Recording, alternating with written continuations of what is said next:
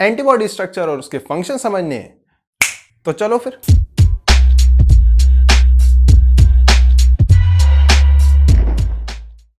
तो पहले समझ लेते हैं क्या होती हैं एंटीबॉडीज।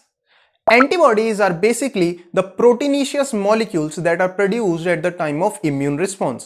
जब भी बॉडी के अंदर एक इम्यून रिस्पॉन्स डेवलप होगा उस टाइम बॉडी के अंदर एक प्रोटीनिशियस मॉलिक्यूल प्रोड्यूस होता है, उसको हम बोलते हैं antibodies. Antibodies are generally referred to as immunoglobin. Antibodies का एक डिफरेंट नेम की अगर मैं बात करूं तो they are also termed as immunoglobins.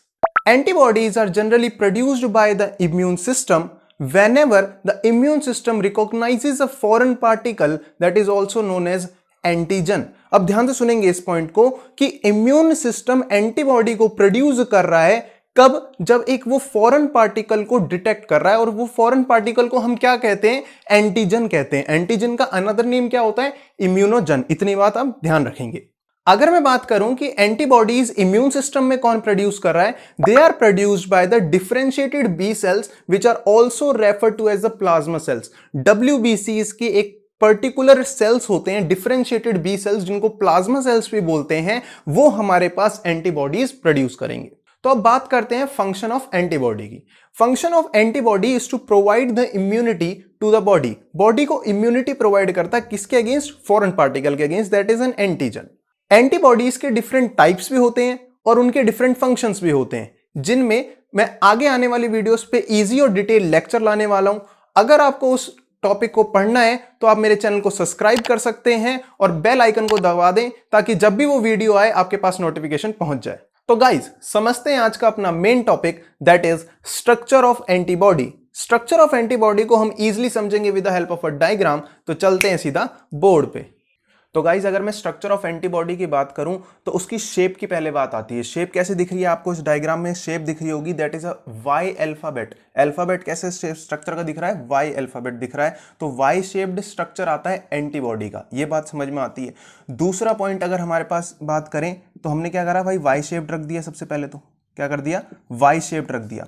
उसके बाद में अगर हम बात करते हैं तो एंटीबॉडी की अगर मैं बात करूं तो उसका एक मॉलिक्यूलर वेट की बात करते हैं। मॉलिक्यूलर वेट, एक जर्नल मॉलिक्यूलर वेट एक एंटीबॉडी का कितना बात करते हैं हम, 150 किलो डाल्टन के आसपास। कितना, 150 किलो डाल्टन के आसपास एक एंटीबॉडी का मॉलिक्यूलर वेट निकल के आता है, वाई शेप्ड स्ट्रक्चर होता है। उसके बाद अगर मैं बात करता हूं तो एक पॉइंट है यार, देखो डिफरेंट टाइप्स ऑफ एंटीबॉडीज होती हैं हमारे पास, GAMED ये सारी होती हैं एंटीबॉडीज। बट अगर मैं बात करता हूं कि सारी एंटीबॉडीज का एक बेसिक स्ट्रक्चर कॉमन होता है, बात को इंपॉर्टेंट मार्क करेंगे भाई साहब, common basic structure of all types of antibody, basic structure है ना, कॉमन बेसिक स्ट्रक्चर होता है किसी भी एक पर्टिकुलर टाइप ऑफ एंटीबॉडी की। अगर मैं बात करूं Y shape structure, 150 kilo dalton, किसी भी तरीके की एंटीबॉडी की अगर मैं बात करूं तो उसका एक कॉमन स्ट्रक्चर होता है। इतनी बात आप ध्यान रखेंगे। देन अब देखो ये डायग्राम है। अब इस डायग्राम की शक्ल तो दिख रही है, अब इसका नामकरण इस पूरी वीडियो में अपन करेंगे और आपको पूरी तरीके से समझ में आ जाएगा यार स्ट्रक्चर ऑफ एंटीबॉडी होता क्या है।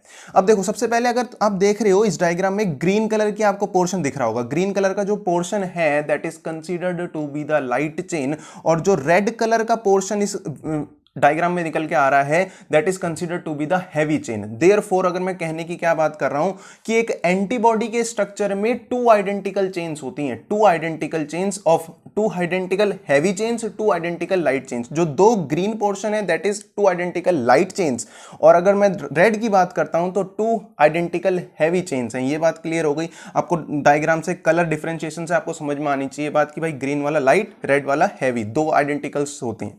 ठीक है, अगर मैं बात करता हूं कि यार अब हैवी चेन और लाइट चेन की अगर मैं बात करता हूं उसके अंदर क्या क्या डिफरेंशिएशन आता है, उसके अंदर डिफरेंशिएशन आता है हमारे पास वेरिएबल रीजन का, उसके बाद हमारे पास डिफरेंशिएशन आता है वेरिएबल रीजन का, और उसके बाद आता है हमारे पास कांस्टेंट रीजन का। तो पहले हम मार्क कर लेते हैं कि यार ये जो ग्रीन वाला पोर्शन है ना वो लाइट चेन है। क्या बोला मैंने, लाइट चेन है। और ये जो रेड वाला पोर्शन है हमारे पास क्या है, ये हैवी चेन है। क्या है ये हमारे पास, हैवी चेन।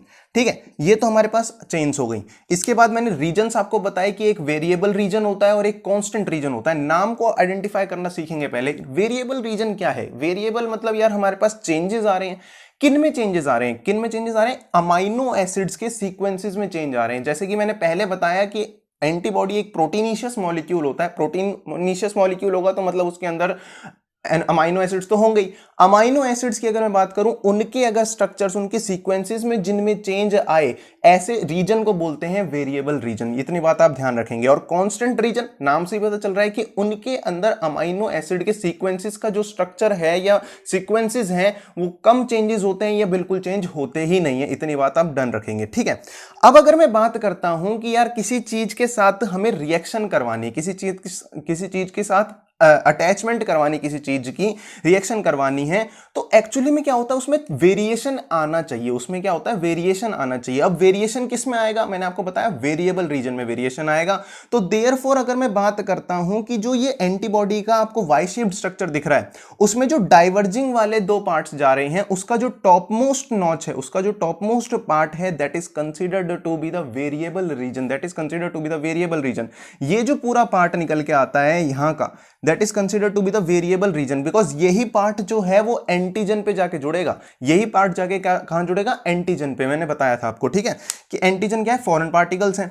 यही पार्ट जाके कहां पे जुड़ा, एंटीजन पे। क्यों जुड़ा, because this parts contains a variable region. Because एक पर्टिकुलर टाइप ऑफ एंटीजन आया, उसने एक अमाइनो एसिड सीक्वेंसेस को चेकआउट किया, वो जाके चिपक गया। अब कई बार क्या होता है, दूसरा एंटीजन आएगा, उसके हिसाब से अमाइनो एसिड्स को सीक्वेंसेस को चेंज होना पड़ता है। तो जो वो काम है ना चेंज होने का, वो सिर्फ वेरिएबल रीजन्स ही कर सकते हैं। देयरफॉर जो टॉप मोस्ट नॉच होगा वो क्या होगा यार, हमारे पास वेरिएबल रीजन होगा।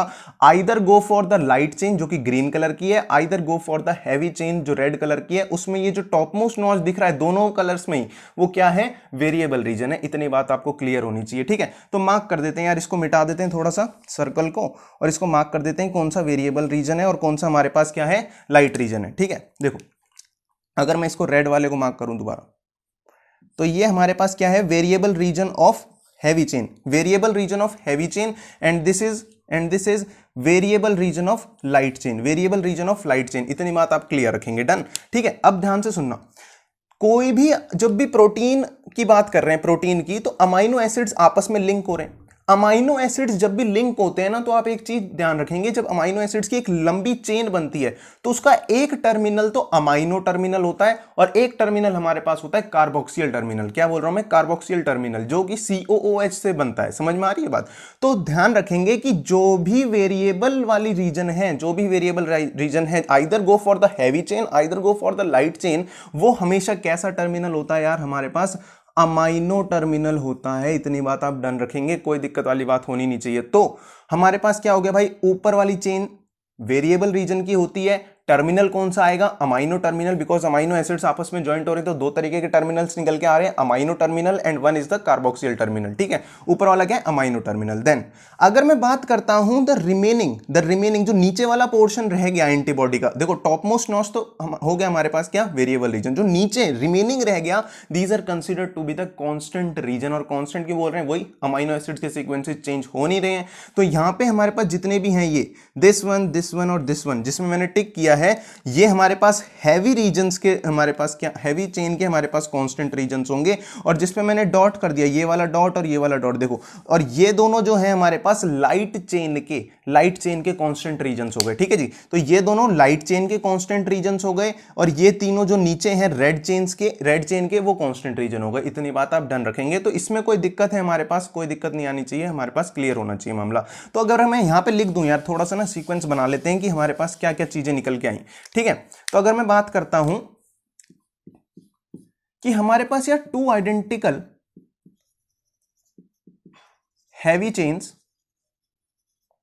हैवी एंड लाइट चेन्स निकल के आई, समझ में आ रही बात। देखो two heavy chains and light chains निकल के आई। इनमें फर्दर अगर मैं बात करता हूं तो कितने तरीके के रीजन्स निकल के आए हमारे पास, एक आया हमारे पास वेरिएबल रीजन निकल के, और एक आया हमारे पास कांस्टेंट रीजन निकल के, एक हमारे पास आया कांस्टेंट रीजन निकल के, ठीक है। वेरिएबल रीजन की अगर मैं बात करता हूं तो इसमें हमारे पास अमाइनो टर्मिनल आता है, इसमें हमारे पास अमाइनो टर्मिनल आता है, मतलब हमारे पास NH2 वाला ग्रुप इधर की साइड होगा। दूसरा अगर कांस्टेंट ग्रुप की मैं बात करता हूं यार, कांस्टेंट ग्रुप बहुत अच्छा है। कांस्टेंट ग्रुप यहां पे क्या है कि कार्बोक्सियल ग्रुप यहां पे प्रेजेंट होगा, कार्बोक्सियल टर्मिनल प्रेजेंट होगा कांस्टेंट रीजन में। इतनी बात आप ध्यान रखेंगे। कई बार क्वेश्चन पूछ लेता है कि which terminal is present in the constant region, carboxyl terminal, COOH वाला ग्रुप, ठीक है। इतनी बात आप ध्यान रखेंगे। ये हमारा पूरा एक सार हो गया जितना भी हमने पढ़ा, डन।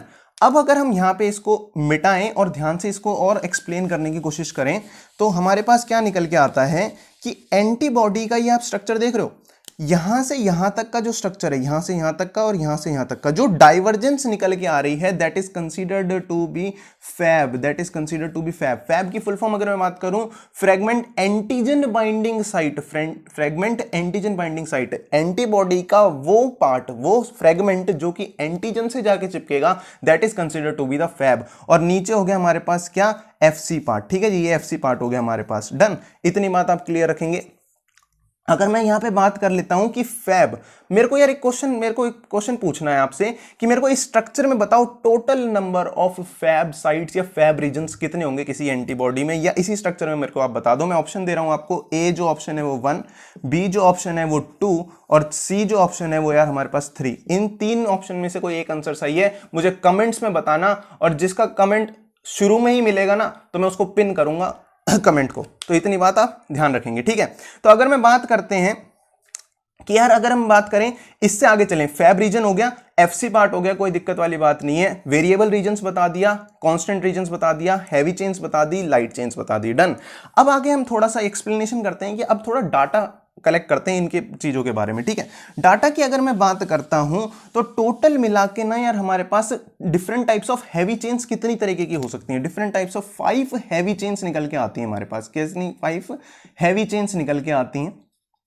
5 हैवी चेन्स कौन कौन सी होती हैं? एक अल्फा हमारे पास, ठीक है, एक एप्सिलॉन होती है, एक हमारे पास क्या होती है भाई, गामा होती है एक, है ना, एंड देन हमारे पास क्या हो गया, एक हमारे पास होती है डेल्टा, एंड देन हमारे पास हो गया एक म्यू। ये हमारे पास पूरी 5 तरीके की हैवी चेन्स निकल के आती हैं। आप इतनी बात ध्यान रखेंगे, ये याद कर लेंगे कि ये एक डाटा है, हैवी चेन्स कितनी तरीके की हो सकती हैं, डन। अगर मैं बात करता हूं लाइट चेन्स की, लाइट चेन्स भी हमारे पास 2 तरीके की निकल के आती हैं भाई, लाइट चेन्स भी हमारे पास 2 तरीके की निकल के आती हैं। वो कौन कौन सी होती हैं? एक होती है हमारे पास लैम्डा और एक होती है हमारे पास कापा। एक हमारे पास लैम्डा होती है, ये लाइट चेन्स है, क्या है हमारे पास, लाइट चेन्स, 2 लाइट चेन्स, ये हमारे पास लैम्डा हो गई एंड ये हमारे पास कापा हो गई, ठीक है। लैम्डा और kappa are the 2 types of light chains, इतनी बात आप ध्यान रखेंगे, ठीक है। तो ये हमारे पास डन हो गया। अगर मैं अब बात करूं यहां पे यार, अब सिंपल तरीके से, ये आपको ब्लैक बॉन्ड्स दिख रहे हैं, ब्लैक बॉन्ड्स की अगर मैं बात करूं यार, ये ब्लैक रीजन्स क्या है? ब्लैक रीजन्स तो अभी बताया ही नहीं मैंने। ब्लैक रीजन्स है हमारे पास डाइसल्फाइड लिंकेजेस, ये बहुत इंपॉर्टेंट है यार, डाइसल्फाइड लिंकेजेस, इस पे बहुत क्वेश्चन भी पूछे जाते हैं। डाइसल्फाइड लिंकेजेस के बारे में बहुत क्वेश्चन पूछे जाते हैं, इसके बारे में पूरी डिटेल लेंगे। देखो, डाइसल्फाइड लिंकेजेस टोटल मिला के 16 होते हैं किसी एक पर्टिकुलर एंटीजन में, एंटीबॉडी स्ट्रक्चर में, ठीक है जी, किसी भी एक पर्टिकुलर एंटीबॉडी के स्ट्रक्चर में 16 डाइसल्फाइड लिंकेजेस होते हैं। क्या बात कर रहा हूं? 4 इंटरचेन डाइसल्फाइड लिंकेजेस, ठीक है जी, 4 इंटरचेन डाइसल्फाइड लिंकेजेस। इंटरचेन मतलब 2 डिफरेंट चेन्स के बीच में जो डाइसल्फाइड लिंकेजेस हैं, that is considered to be the interchain. और एक होती है इंट्रा मतलब एक particular within the same chain वो जो वो डाइसल्फाइड लिंकेजेस प्रेजेंट हैं वो। तो 12 intra chain disulphide linkages present होते हैं। 12 इंट्रा मतलब with in the same chain और 4 डिफरेंट इंटर डाइसल्फाइड लिंकेजेस। अब मैं गिनाने वाला हूं, आप ध्यान से समझना। देखो, अगर मैं बात करता हूं, ये जो आपको 2 बॉन्ड्स दिख रहे हैं, 2 ब्लैक बॉन्ड्स, ये हमारे पास क्या है कि यार 2 डिफरेंट चेन्स के बीच में है, 2 हैवी चेन्स के बीच में हो गए, और यहां पे हमारे पास ये वाला बॉन्ड और ये वाला बॉन्ड, तो टोटल मिला के 4 जो है हमारे पास इंटर डाइसल्फाइड लिंकेजेस निकल के आते हैं। कौन कौन से? ये वाला जो पार्ट देख रहे हो, मैं सर्कल कर रहा हूं, ये वाला पार्ट, इतने पार्ट में जो सर्कल पार्ट है, इसमें आप 4 ब्लैक बॉन्ड्स देख रहे हैं। These are considered to be the 4 inter disulphide linkages, इतनी बात आप ध्यान रखेंगे, ठीक है। अगर मैं यहां पे बात करूं, अब हमारे पास इंट्रा चेन डाइसल्फाइड लिंकेजेस कहां मिलेंगे? देखो, अगर इंट्रा चेन डाइसल्फाइड लिंकेजेस की मैं बात करता हूं ना, तो ये जो पार्ट दिख रहे हैं आपको, ये जो बल्ज्ड आउट पार्ट दिख रहे हैं, इंडिविजुअल डोमेन्स दिख रहे हैं। कई बार वर्ड यूज होता है इंडिविजुअल डोमेन्स, ये वाले देख रहे हैं आप, ये जो उठा हुआ पार्ट है, बल्ब वाला पार्ट है, इनको बोलते हैं इंडिविजुअल डोमेन्स। कई बार हम वर्ड यूज करते हैं। तो इंडिविजुअल डोमेन्स में ये जो आप ब्लैक लाइन देख रहे हैं, these are considered to be the intra disulphide linkages, intra disulphide linkages. Intra disulphide linkages क्यों? Within the same chain है बिकॉज, ठीक है। और ये टोटल मिला के आपको 12 दिखाई देंगे, 1 2 3 4 5 6 7 8 9 10 11 12 12 हमारे पास इंट्रा चेन डाइसल्फाइड लिंकेजेस हैं, 4 इंटरचेन डाइसल्फाइड लिंकेजेस है, टोटल मिला के 16 डाइसल्फाइड लिंकेजेस प्रेजेंट होते हैं। दिमाग में बिठा लेंगे, most most most most important mark करेंगे, ठीक है ना। देन अगर मैं यहां पे बात करता हूं कि यार हमारे पास ये क्या चीज है, ये वाली, अगर हमारे पास देखो ये जो हमारे पास स्ट्रेट स्ट्रक्चर गया एंड देन हमारे पास जो वाई शेप स्ट्रक्चर था उसमें डाइवर्जेंस आई, तो जो डाइवर्जेंस वाला पार्ट है और जो हमारे पास नीचे स्ट्रेट चेन है जो कि मतलब फैब और एफसी रीजन का ज्वाइनिंग पॉइंट है, that is considered to be the hinge region. ये किस क्या कहलाता है? ये कहलाता है हिंज रीजन। समझ में आ रही है बात? ये हमारे पास क्या कहलाता है भाई? हिंज रीजन कहलाता है। इतनी बात आप ध्यान रखेंगे। डन। अब हमारे पास ना यहाँ पे यार कई बार प्रोलीन प्रेजेंट होता है। अब मुझे ये बताना कि प्रोलीन क्या अमाइनो एसिड है या प्रोटीन है? कमेंट्स में बताना कि प्रोलीन क्या अमाइनो एसिड है या एक प्रोटीन है जो कि हमारे पास हिंज रीजन में है। इसका मेरे को आंसर चाहिए कमेंट्स में, ठीक है। तो इतनी बात आपको समझ में आ गई। तो यार हमने एंटीबॉडी का एक सार ले लिया पूरा कि यार हमारे पास क्या है कि ये चीजें होती हैं। अब मैं अगर आपको थोड़ा सा और बताऊं कि भाई वेरिएबल रीजन्स के नंबर ऑफ अमाइनो एसिड्स की मैं बात कर लेता हूं, ठीक है। नंबर ऑफ अमाइनो एसिड्स की बात कर लेते हैं। तो हमारे पास यहां पे क्या आया, देखो अगर मैं बात करता हूं वेरिएबल रीजन की, वेरिएबल रीजन तो यार किसी का भी हो सकता है, कांस्टेंट रीजन उसका क्या कहते हैं हैवी चेन्स का भी हो सकता है और लाइट चेन्स का भी हो सकता है वेरिएबल रीजन, तो ठीक है। तो वेरिएबल रीजन में कह रहा है यहां पे 100 से लेके 110 अमाइनो एसिड प्रेजेंट होते हैं। समझ में आ रही है? 100 से लेके 110 अमाइनो एसिड प्रेजेंट हो सकते हैं। इतनी बात आप डन रखेंगे, कोई दिक्कत वाली बात होनी नहीं चाहिए। अगर एक बार मैं और डाटा बताने की कोशिश करूं तो हैवी चेन का मॉलिक्यूलर मास पूछ लेता है कई बार। हैवी चेन का मॉलिक्यूलर मास निकल के आता है बच्चों 50,000 डाल्टन, 50,000 डाल्टन, या ऐसे भी लिखा होता है 50 किलो डाल्टन, 50 किलो डाल्टन भी लिखा हो सकता है। देखो 50,000 डाल्टन बोल लो या 50 किलो डाल्टन बोल लो, बात एक ही है। इसके साथ साथ लाइट चेन की भी बात करता है भाई, इसके साथ साथ लाइट चेन की भी बात करता है। On and around 20 kilo Dalton या 20,000 डाल्टन हमारे पास ये क्या कहते हैं मॉलिक्यूलर वेट निकल के आता है। इतनी बात आप ध्यान रखेंगे, कोई दिक्कत वाली बात होनी नहीं चाहिए। डन। इतनी बात डन हो गई। और सुनो, इस टॉपिक से रिलेटेड एक बहुत ही इंपॉर्टेंट टॉपिक है, that is antigen antibody reaction. उसको जरूर जरूर जरूर समझ लेना और साइड में कहीं उस टॉपिक की वीडियो बनी आ रही होगी, उसे क्लिक करो और चेकआउट करो। And thank you so much.